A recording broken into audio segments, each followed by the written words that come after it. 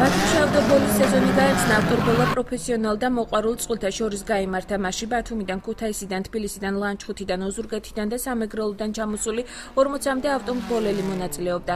მათგან 4 პროფესიონალი იყო. შეჯიბრი ბაგრატიონის ქუჩაზე ჩატარდა. პროფესიონალ მრბოლელებს შორის პირველ ადგილზე ბათუმელი ნუკრი ჯანგველაძე გავიდა. 4 საპრიზო ადგილზე გამარჯვებულები მოყვარულ ავტომობილელებს შორისაც გამოვიდნენ.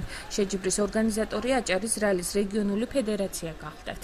უკვე ძალიან გაღრმავდა, ჩამოვიდნენ რეგიონებიდან, თბილისი იყო, აჭარა თავისთავად, სამტრედია, ლანჩხუთი, ქუთაისი, ოზურგეთი, ზუგდიდი და თითქმის ყველა სპორტსმენი ადგილზე არის.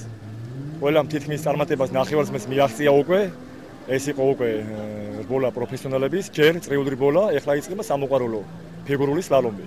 ამ წელიწადში გვაქვს დაგეგმილი 12 შეჯიბრება, 12 და 1 საერთაშორისო რალი იქნება.